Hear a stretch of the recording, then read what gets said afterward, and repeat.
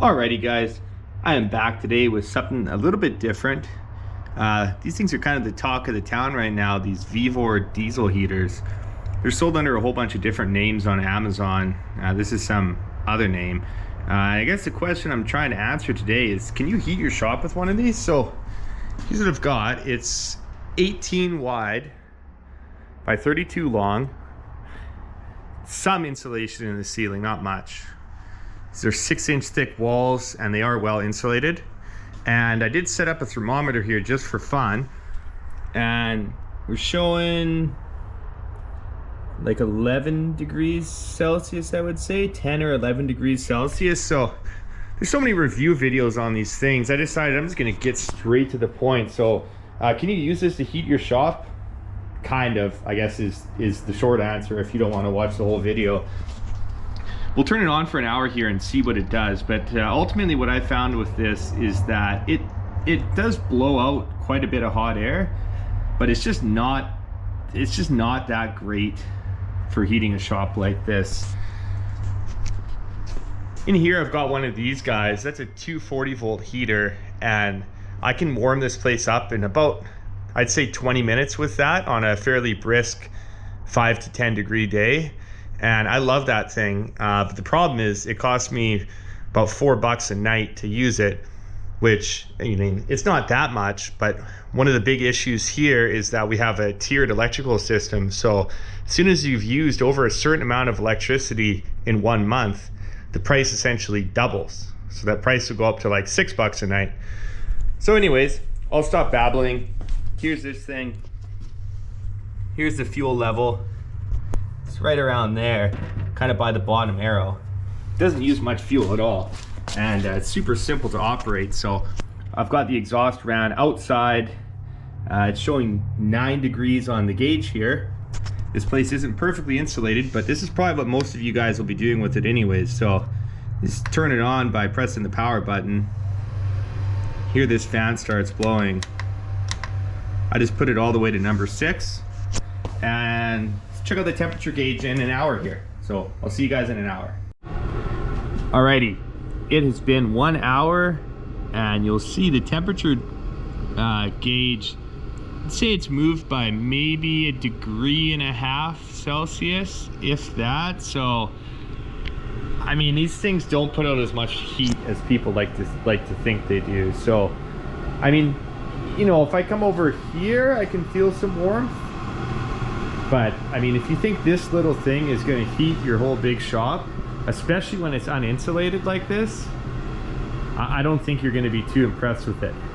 Not to say it's not good, but let's check back in on it in another hour, and we'll see what our temperature gauge is doing, and maybe we can come to a conclusion here. All right, it's been another hour, and we're stuck around the 12 degree mark. So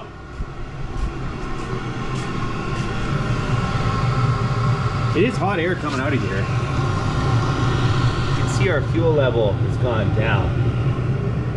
But just in case the thermometer is broken, which I know it's not, I'm gonna turn on my electric heater. And like this thermometer, watch how fast this responds if I blow on it. Like I can move it like nothing. So let's turn on the electric heater here, and I'll give the electric heater like, I don't know, 15 minutes or something, and let's see what it does in comparison.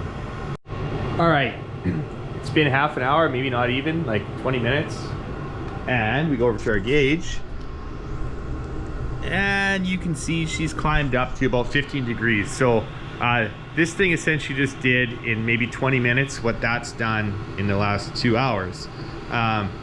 So obviously every situation is different. You know, the square footage in this shop is a little bit bigger, and obviously this guy is on at the same time as this one, but I just kind of wanted to show you guys that heater is a 240 volt. I think it's around, I want to say it's around maybe 3,000 watts. I'll confirm it. I'll post it right here. There you go. That's how many watts that is. But They say this is 5 to 8 kilowatts. I really don't think that's what it's putting out, considering I can run this thing for like 20 minutes or half an hour and get the same result that I just got out of this guy at 2 hours. There's obviously other factors involved, right? This is higher up, and I would say it has probably a stronger fan in it, or somewhat similar. I think it circulates the air better, but it's also higher up as well, right? And so some of the heat that it's putting out is rising up to the roof. So I guess to answer the original question in the video, can one of these heat your shop?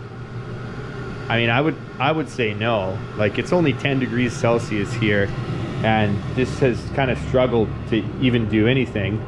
And then you consider the fact that it's got this, you know, blowing hot exhaust pipe coming out of it. I would say that for this application, this probably isn't what you want. But there are things you could do to improve it. Some people try to recirculate heat off of the exhaust pipe at the back, so they'll build like a sand battery for it. You could also get a couple of these as well. But I mean, I guess at the end of the day, what a lot of people care about is kind of the dollars and cents of it. So for this application, is it really that cheap to run? Like, I would say no. I mean, I've burned for sure a liter of fuel, I would say, on the high setting here, which is about $1.80. And it's kind of done what this guy just did in like half an hour. So how much does this thing cost to run an hour? It's probably like $1.50 an hour or so. So I'm still sticking with that one. However, this is 160 bucks. It only requires a car battery to run, which is pretty nice.